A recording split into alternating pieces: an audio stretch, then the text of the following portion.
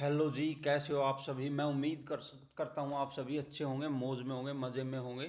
तो आज का हमारा जो लेक्चर है वो हिस्ट्री का लेक्चर है, और आज का लेक्चर मैं गारंटी देता हूँ बहुत अलग तरीके से बनाया मैंने, और आपको बहुत ज़्यादा पसंद आएगा। इस चीज़ की गारंटी है कि आपको बहुत पसंद आएगा। इसका रीज़न ये है कि मैंने इसके साथ इसके जो मतलब कि एक तरह से पिक्चर है वो भी डाल दिया। उससे कॉन्सेप्ट क्लियर होता है, और जो पिक्चर माइंड में चलेगी वो डीप मेमोरी में चली जाती है, और आपको उसको फिर समझने में आसानी हो जाती है, और एग्जाम के टाइम पे वो आपके बहुत काम आता है। बिल्कुल एकदम नए स्टाइल में मैंने हिस्ट्री का लेक्चर बनाया, बहुत ही मज़ा आएगा आपको हिस्ट्री पढ़ते हुए आज। तो शुरू करते हैं आज का जो हमारा लेक्चर है, जो अंग्रेज़ों के खिलाफ विद्रोह हुए थे भारत में, और वो जो आदिवासी विद्रोह हुए थे। देखो, जो कल हमने विद्रोह पड़े थे वो थे नागरिक विद्रोह, जो कि यहाँ के नागरिकों द्वारा, किसानों द्वारा, जो कि साधारण लोगों द्वारा शुरू किए गए थे। लेकिन एक हमारे समाज में, हमारे देश में एक जनजातीय समाज है जिसे कि हम आदिवासी कहते हैं, जो जंगलों में रहते हैं, जिन्हें जंगल के लोग कहा जाता है। उनके द्वारा जब उनके जंगल जमीन वनों पर आंच आई, तो उनके द्वारा जो विद्रोह किए गए उनको एक अलग कैटेगरी में रखा गया है हिस्ट्री में, उनको आदिवासी विद्रोह कहते हैं।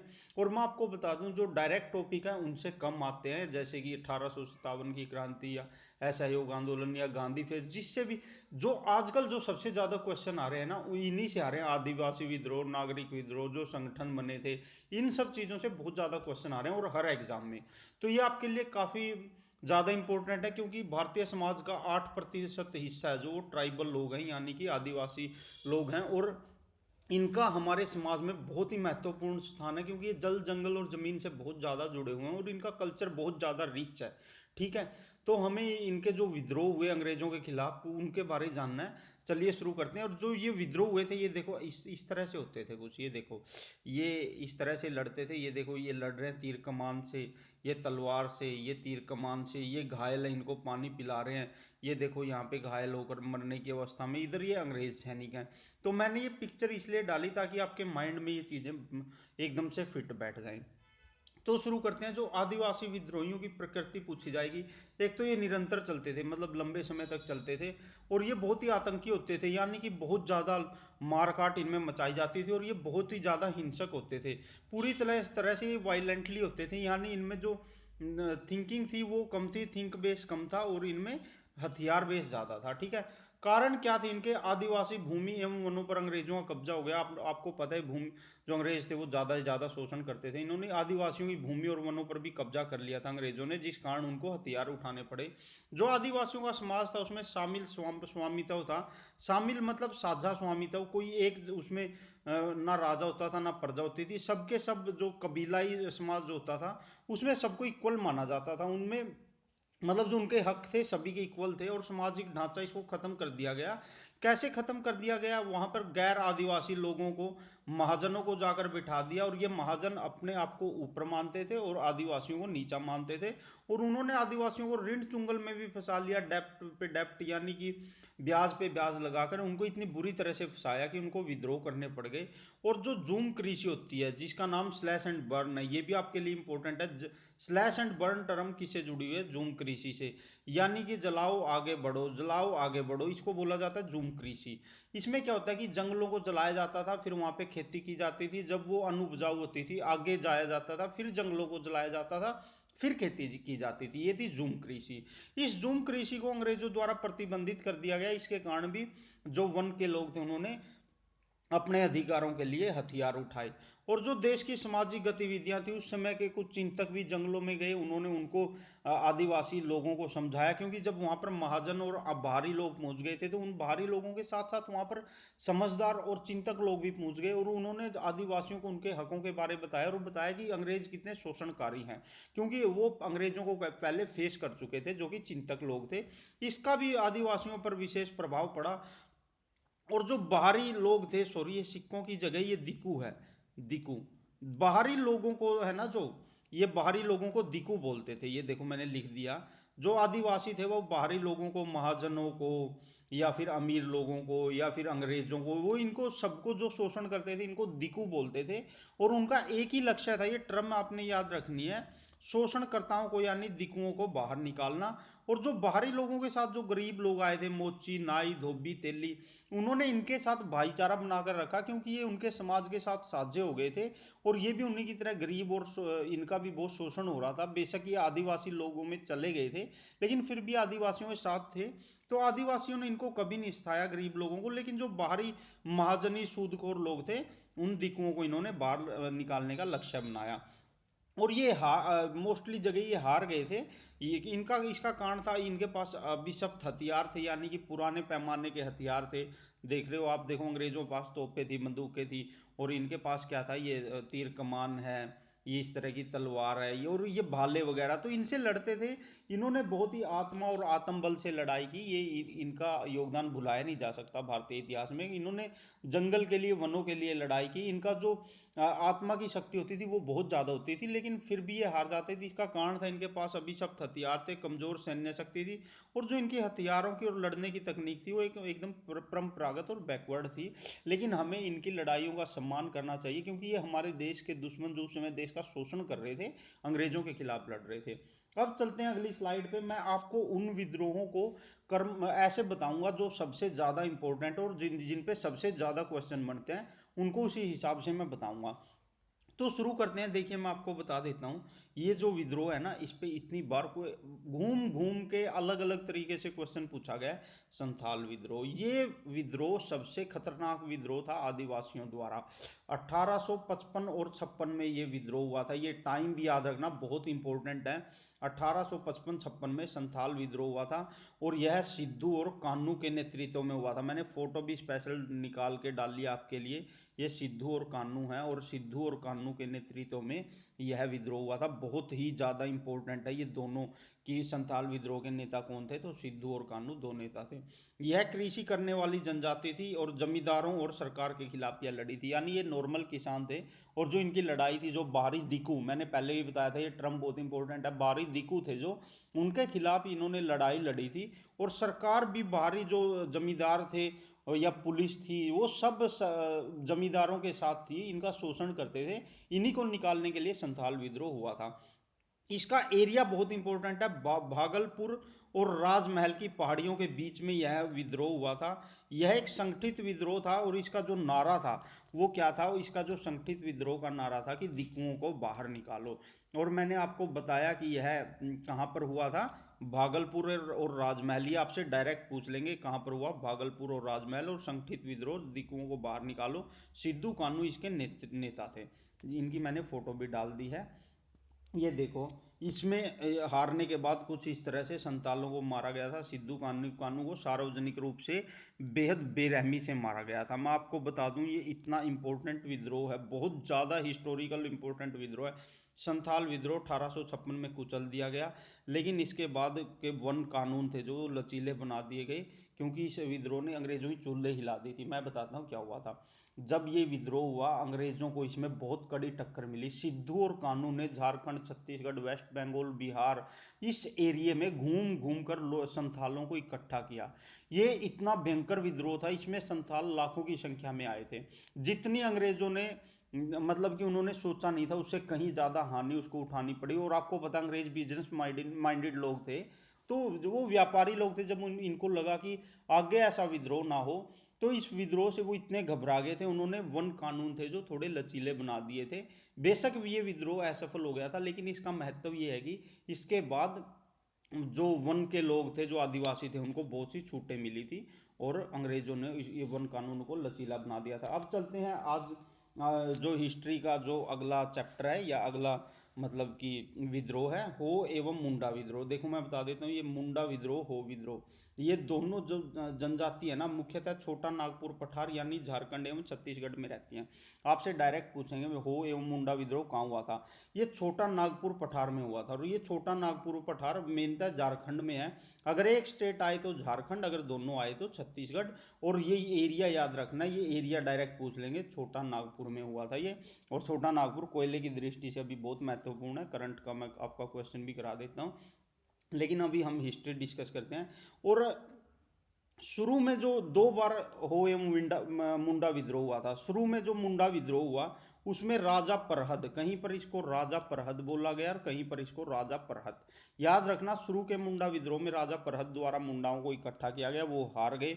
बाद में 1899 ईस्वी में ये बिरसा मुंडा है। ये इतनी फेमस पर्सनैलिटी है, बहुत ज़्यादा इंपॉर्टेंट हो गया ये, क्योंकि 2020-21 में सॉरी प्रधानमंत्री नरेंद्र मोदी ने खुद उस जगह छोटा नागपुर झारखंड में जाकर इनको श्रद्धांजलि अर्पित की। और जो इन्होंने एक वर्ड मैंने आगे लिख रखा है, उस वर्ड का भी प्रयोग किया कि ये हमारा हक है। ये बिरसा मुंडा की मैंने फोटो भी डाली ताकि आपको याद रहे। इन्हीं बिरसा मुंडा ने 1899 में मुंडाओं को बहुत बड़े क्षेत्र में इनको संगठित किया और झारखंड छोटा नागपुर क्षेत्र में एक बेहद ही संगठित विद्रोह किया और उगलूगान का नारा दिया। उगलूगान का मतलब कि हम अपना हक लेकर रहेंगे। और अभी ये बहुत से एग्जाम में पूछा भी गया था और आगे भी घुमा फिरा के पूछेंगे उगलूगान क्या है, किस विद्रोह से जुड़ा हुआ है। उगलूगान का नारा बिरसा मुंडा ने दिया था और यह जो जुड़ा हुआ है छोटा नागपुर पठार झारखंड के विद्रोह, जिसे मुंडा विद्रोह कहा जाता है, उससे जुड़ा हुआ है। इसने दिक्कुओं का, दिक्कु ये देखो जो बाहरी लोग थे, जमींदार थे, पुलिस थी और जो अंग्रेज थे, भारी विरोध किया उनका। इसने इतनी मजबूत सेना बनाई कि अंग्रेजों को एक बार जड़ से हिला दिया। और इससे इसने एक टर्म दी थी, आपको याद रखनी है, ये डायरेक्ट क्वेश्चन में पूछ ली जाती है कि किस पर्सनैलिटी ने कहा था कि उसको गोली छू भी नहीं सकती। तो बिरसा मुंडा ने बोला था कि ना तो इसको गोली छू सकती है और ना ही इसको गोली मार सकती है, ठीक है। और ये याद रखना है कि इसने एक बार पूरी जो अंग्रेजों की व्यवस्था थी उसको खत्म कर दिया था छोटा नागपुर पठार में झारखंड में। तो छोटा नागपुर पठार झारखंड में मुंडा विद्रोह हुआ था, किसके नेतृत्व में? बिरसा मुंडा के नेतृत्व में। और 1900 ईस्वी में इसको पूरी तरह से हरा दिया गया था, किसको? बिरसा मुंडा को। ये देखो मैंने बताया था, इसने जगह जगह घूमकर मुंडाओं को इकट्ठा किया। मुंडा सबसे ज़्यादा छोटा नागपुर पठार झारखंड में थे, लेकिन छत्तीसगढ़ में और वेस्ट बंगाल में, मध्य प्रदेश में, इस क्षेत्र में भी थे ये। और इनको घूम घूम कर इकट्ठा किया और इस तरह से बहुत ही भयानक विद्रोह यह हुआ था। बहुत ही अंग्रेजों की पूरी व्यवस्था इस क्षेत्र में एक बार इसने खत्म कर दी थी। बिरसा मुंडा द्वारा लोगों को घूमकर अपने क्षेत्र में बहुत ही बेहतरीन तरीके से संगठित किया और इसने अंग्रेजों को सारा तामझाम ध्वस्त कर दिया। उनका जो कम्युनिकेशन था, रेलवे थी, लाइन थी, डाक तार प्रणाली थी, सब कुछ इसने ख़त्म कर दिया था और अंग्रेज़ों की सभी गतिविधियों को ख़त्म बना दिया और खुद की सफल बनाकर एक समानांतर सरकार बनाई, यानी मुंडाओं की एक सरकार बनाई थी। लेकिन 1900 ईस्वी में इसे पूरी तरह से कुचल दिया गया, यानी बाद में इनको बुरी तरह से कुचल दिया गया बिरसा मुंडा को। लेकिन इन्होंने एक मैसेज दिया कि अंग्रेज़ों को हराया जा सकता है और खुद की सरकार बनाई जा सकती है, ठीक है। आगे था चुआर विद्रोह। चुआर विद्रोह को चुआर ऐसे भी लिखा जाता है और कई बार ऐसे भी लिखा जाता है। तो चुआर विद्रोह जो, यह भी बहुत इंपॉर्टेंट था। यह कहाँ कहाँ हुआ था? यह मानभूमि में, बारभूमि में, घाटशिला में, यानी ये जो एरिया है ये झारखंड और छत्तीसगढ़ का एरिया है। तो झारखंड और छत्तीसगढ़ में यह हुआ था और इसे जंगल महल का विद्रोह भी कहा जाता है। यानी कि चुआर विद्रोह आ जाए कहाँ पे हुआ था? झारखंड और छत्तीसगढ़ में। और ये भी पूछ लेंगे जंगल महल का विद्रोह किसे कहा जाता है? तो वो चुआर विद्रोह को कहा जाता है। यह लोग आखेटक एवं किसान थे और देखो इन्होंने कितनी लंबी लड़ाई लड़ी, 3 चरणों में इन्होंने लड़ाइयाँ लड़ी, 1766 में, 1795 में और 1816 में, यानी 3 बार यह विद्रोह हुआ था। आगे चलते हैं पहाड़िया विद्रोह पर। पहाड़िया विद्रोह राजमहल की पहाड़ियों में बसी बहुत ही लड़ाकू जनजाति थी, पहाड़ी जनजाति ने किया था। तो आपने ध्यान रखना है पहाड़िया विद्रोह किसने किया?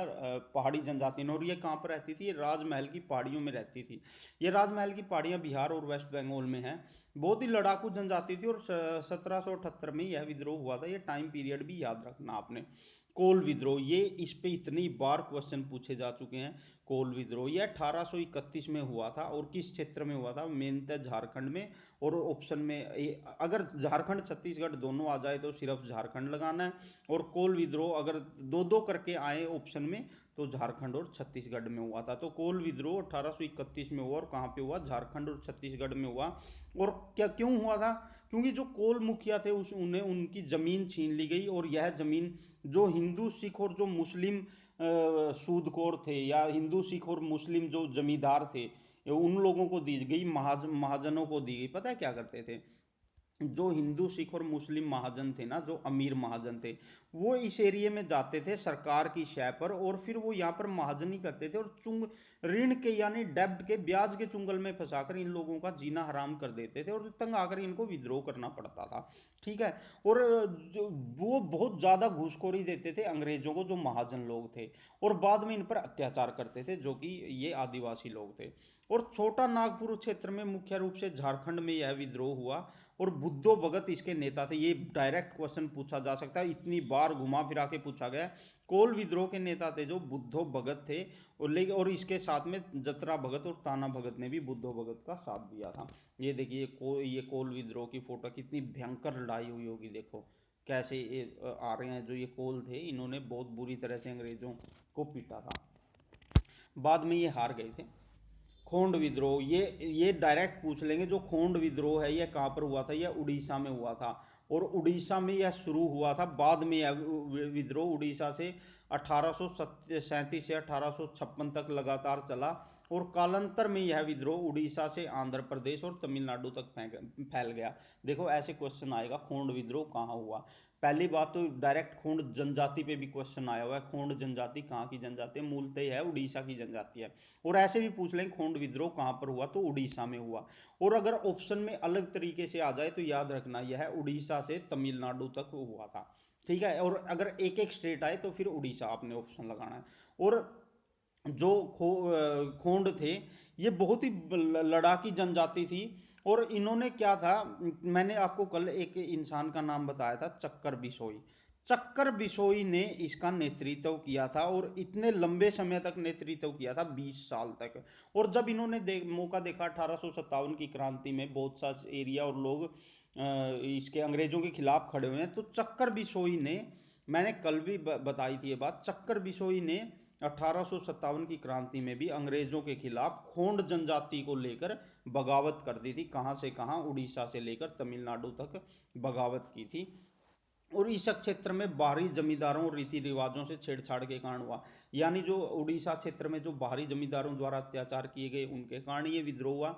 और जो इनके रीति रिवाज थे, जो ट्राइबल लोगों के रीति रिवाज थे, उनसे छेड़छाड़ के कारण यह विद्रोह हुआ। याद रखना है, खोंड विद्रोह उड़ीसा में हुआ था मूलतः, और बाद में उड़ीसा से तमिलनाडु फैल गया था। और खोंड विद्रोह कहाँ पर हुआ, इसके नेता कौन थे? तो यह चक्कर बिसोई इसके नेता थे। और 1857 में एकमात्र चक्कर बिसोई जनजातीय नेता ने भाग लिया था जनजातीय लोगों की तरफ से। ये भी डायरेक्ट क्वेश्चन पूछ लेते हैं। कोया विद्रोह, यह कोया विद्रोह था जो आंध्र प्रदेश में हुआ था, और पूर्वी गोदावरी क्षेत्र, आपको पता है गोदावरी का पूर्वी जो क्षेत्र है वो आंध्र प्रदेश ही है। तो डायरेक्ट पूछ लें कोया विद्रोह कहाँ हुआ, तो आंध्र प्रदेश राज्य में। और नदी के हिसाब से भी पूछें किस नदी के पूर्वी क्षेत्र में हुआ, तो गोदावरी के पूर्वी क्षेत्र में हुआ था। और इसमें गोंडा और सोरा जनजाति के लोग भी शामिल हुए थे, किसमें? कोया विद्रोह में। टोमा सोरा इसका नेतृत्व किया था। देखो बहुत ही जो नेता थे ना, उनमें इतना आत्मबल था, उन्होंने लोगों को, लाखों लोगों को जोड़ दिया था। सोचो कितना गजब नेतृत्व होगा, और वो कितने महान मतलब लीडर होंगे। तो आपने इन नेताओं का साथ भी नाम भी साथ में याद रखना है। तो जो कोया विद्रोह, जिसका एरिया आंध्र प्रदेश पूर्वी गोदावरी क्षेत्र था, टोमा सोरा इसके नेता थे। ये नेता का नाम भी याद रखना है। और कोया जनजाति ने इकट्ठा होकर अंग्रेजों के विरुद्ध विद्रोह की आवाज उठाई। और जब ये टोमा सोरा मर गया तो राजा अनंत यार ने इसका नेतृत्व संभाला था। कोया विद्रोह आंध्र प्रदेश से जुड़ा हुआ है, जिसके नेता थे कौन? टोमा सोरा। अब चलते हैं आगे के विद्रोह पे, भील विद्रोह। यह जो भील विद्रोह था 1817-18 में पश्चिमी घाट में हुआ था। आपको पता है कि भील जनजाति है, पश्चिमी घाट में भी काफ़ी संख्या में रहती है। और भील जनजाति भारत की सबसे बड़ी जनजाति है, ये भी आपका क्वेश्चन साथ में हो गया। और ये जो भील जनजाति, इन्होंने 1817-18 में जो पश्चिमी घाट में विद्रोह किया था, इसको कुचल दिया गया। लेकिन याद रखना क्षेत्र कौन सा था? पश्चिमी घाट में था भील विद्रोह का क्षेत्र। बाद में ये नाम याद रखना, गोविंद गुरु ने, डायरेक्ट पूछ लेंगे कि भील राज की स्थापना का जो सोची थी, या भील राज की स्थापना की जो टर्म दी थी, वो किसने दी थी? गोविंद गुरु ने दी थी। यानी भीलों का राज होना चाहिए कहाँ पर? दक्षिणी राजस्थान में। और यह 1913 में दी थी।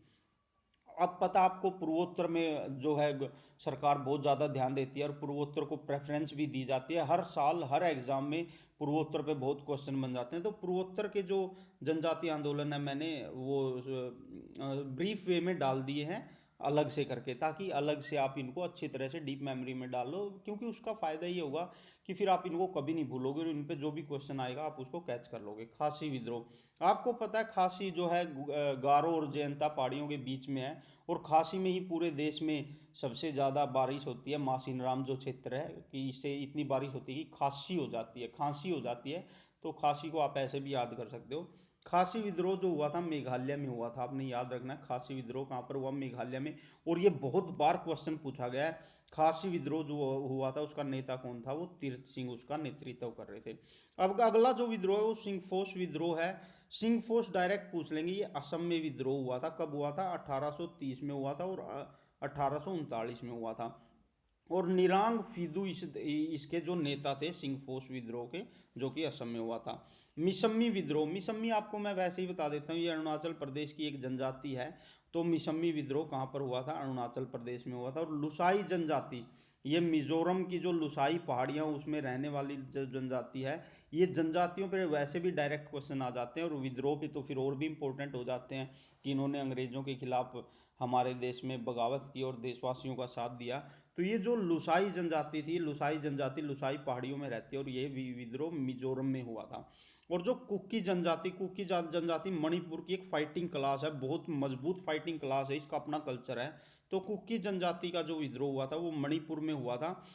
और इसमें जो मैं अभी आगे ये रानी का नाम लेने जा रहा हूँ, इस पर खुद पीएम नरेंद्र मोदी ने भी टिप्पणी की थी और श्रद्धांजलि अर्पित की थी। बहुत ही महत्वपूर्ण है, और एक महिला है तो और भी महत्वपूर्ण हो जाती है, क्योंकि वुमेन एम्पावरमेंट हमारे देश का और हमारे देश के लोगों का लक्ष्य है। तो हमें इसे अच्छे से याद रखना है। जो रानी गोंडिल्य थी, इसको गोंडिल्य को गोंडिल्य भी बोला जाता है और गोंडिल्यू भी बोला जाता है ऐसे।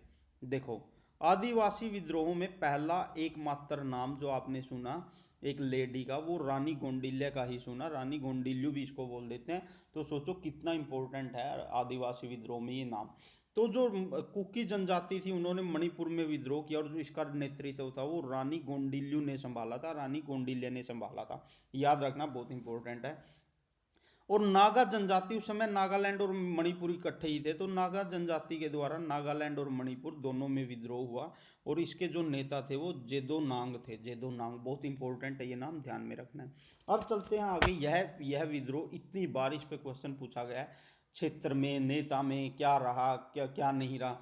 रंपा विद्रोह, इस पे तो इतनी बार ये हमारे जो देश की गवर्नमेंट है, देश की सरकार है, उसने भी इसको इतनी बार मेंशन किया है तो और भी इम्पोर्टेंट हो जाता है। रंपा विद्रोह किस क्षेत्र में हुआ था, आंध्र प्रदेश में हुआ था, और इसका नेतृत्व ये याद रखना अल्लूरी सीताराम राजू ने किया था। रंपा विद्रोह कहाँ पर हुआ था, ये हुआ था आंध्र प्रदेश में, और अल्लूरी सीताराम राजू ने नेतृत्व किया था रंपा विद्रोह का। यह बहुत ही भयंकर विद्रोह था। अल्लूरी सीताराम राजू ने बहुत हद तक आंध्र प्रदेश में अंग्रेजों को हरा दिया था। बाद में अंग्रेज जीत गए थे, लेकिन इसने बहुत हद तक उनको एक बार बैकफुट पे ला दिया था। बाद में अंग्रेज इसको दबाने में कामयाब हुए। तो ये था आज का हिस्ट्री का लेक्चर, मैंने एक नए तरीके से लेके आया हूँ। और अब मेरा हर लेक्चर ऐसे ही, मतलब उससे, ताकि आपको डीपली याद हो जाए, इसी तरह मैं फ़ोटो से कनेक्ट करके और इंसिडेंट से फ़ोटो कनेक्ट, पिक्चर कनेक्ट करके इसी तरह लाऊंगा। मैं उम्मीद करता हूँ कि आपको लेक्चर बहुत पसंद आया होगा। अगर अब पसंद आया तो प्लीज़ लाइक शेयर और सब्सक्राइब कर दीजिए। आप सभी का बहुत बहुत धन्यवाद। जय हिंद, जय भारत।